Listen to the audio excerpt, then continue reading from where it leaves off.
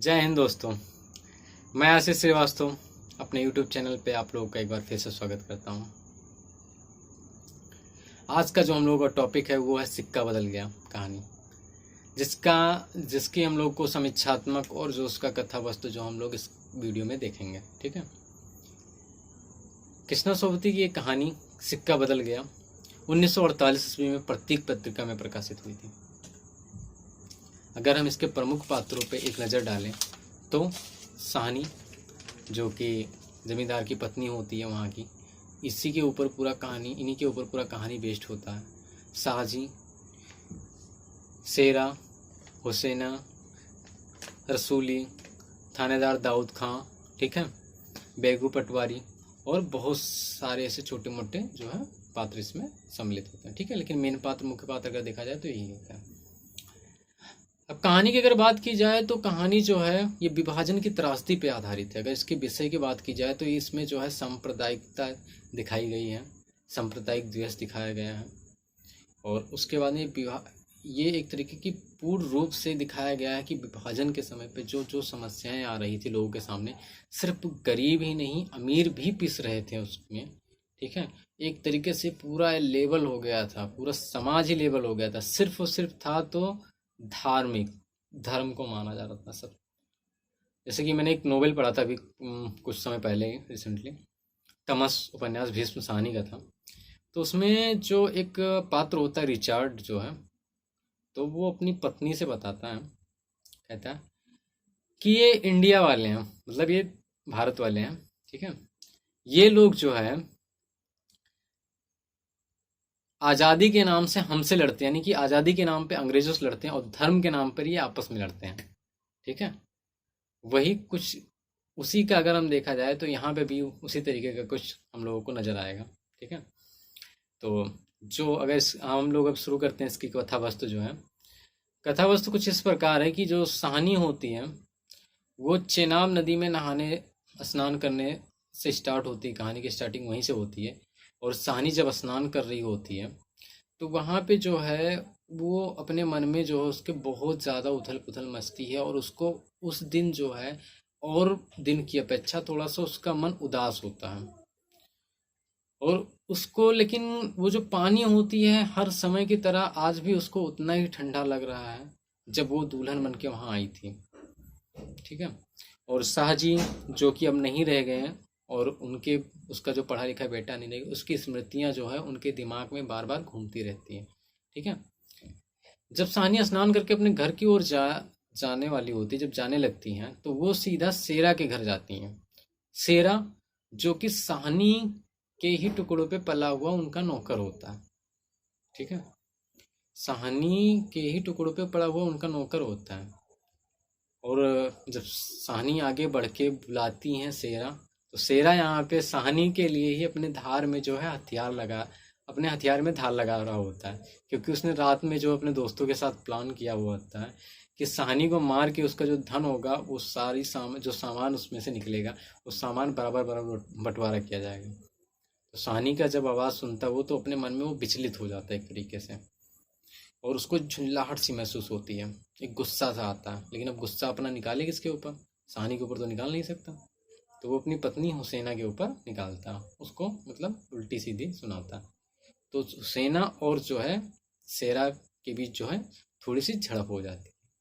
ठीक है, इसके उपरांत जो है साहनी आके समझाती है हुसैना को कि शेरा तो है ही दुष्ट, मतलब एक तरीके से कहा जाए तो शेरा तो है ही ऐसे, लेकिन तू ही जिगरा कर लिया कर। इस पे थोड़ा सा मनोविनोद संवाद होता है उन दोनों के बीच में, जिसपे एक तरीके से कहा जाए कि गर्व के भाव में फूल के जो है हुसैना कहती है कि हाँ आप तो हमेशा बेटे का ही पक्ष लेंगे, बहू का थोड़ी लेंगे। तो इस पे उसने साहनी जो है दोनों को समझाती है। उसके बाद में शेरा कहता है चलिए आपको घर छोड़ दें। ठीक है, शेरा जो है साहनी के पीछे पीछे चलता है, लेकिन वो इधर उधर देखता रहता है। वो सोचता है कहीं कोई उसे देख ना ले, कुछ हो ना जाए। फिर उसके बाद में वो ये भी उसके दिमाग में आता है कि लाओ साहनी को जो आने वाला संकट है ना उसको बारे में थोड़ा सा अवगत करा दें, उसके बारे में थोड़ा सा बता दें। लेकिन जैसे वो कहता है साहनी को बुलाता, साहनी बोलती हाँ, तो जो पलट के देखती तो देखती खूब ढेर सारा जो है धुआं का जो है बंडल बहुत सारा बॉन्डर देखने के बाद में साहनी कुछ नहीं कह पाती है, लेकिन शेरा को पता होता है कि उस गांव में आग लगनी थी और लग गई। ठीक है। उसके बाद में शेरा कब पीछे से चला जाता, साहनी को कुछ नहीं पता चलती। वो अपने ड्योढ़ी में जाती है, हवेली ड्योढ़ी में, और वहाँ पे जाके अपनी बीती हुई स्मृतियों में खो जाती है कि कभी उसी घर में जो है वो रानी बन के आई थी। ठीक है। आज वो अपने उसी घर में पराई है। उसके कुछ सुबह से शाम कब हो जाती है, वो अपनी उसी स्मृतियों में खोई रहती है। उसके बाद हुसैना आके उसको बताती है कि साहनी ट्रकें आ गई हैं जिसमें लोगों को ले जाके जो है, मतलब पाकिस्तान से हिंदुस्तान और हिंदुस्तान जो ट्रांसफ़र हो रहा था ना, वही चीज़ बता रही थी कि वो ट्रकें आ गई हैं, तो आप जो है हिंदुस्तान जा सकते हैं। इस पर हुसैना साहनी तो कोई नहीं जवाब देती है। फिर कुछ देर बाद जो है वहाँ के जो थानेदार होते हैं, दाऊद खां, जिसके ऊपर भी साहनी के बहुत ज़्यादा उपकार होते हैं। ठीक है। लेकिन उस उपकारों के बावजूद भी वो उससे कहता है कि आप जो है लेट कर रही हैं, देर कर रही हैं।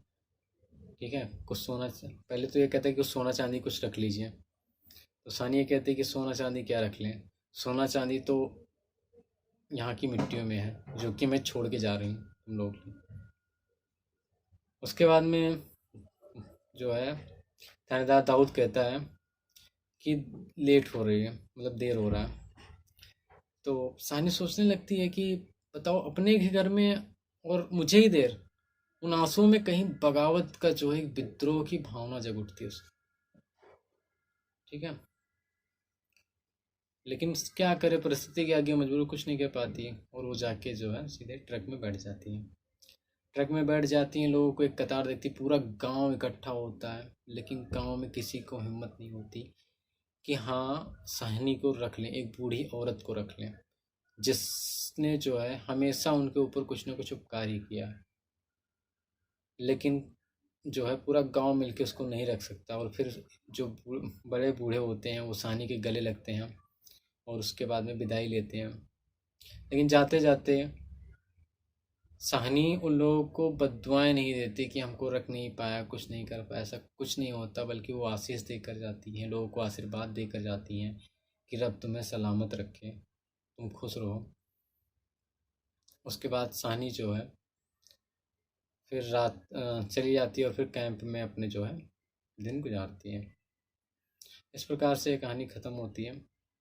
काफ़ी मार्मिक कहानी है और विभाजन की त्रासदी को बहुत ही सजीव तरीके से इस कहानी में दिखाया गया है। आई होप आप लोगों को ये समीक्षा और ये कथा बस अच्छी लगी होगी। धन्यवाद।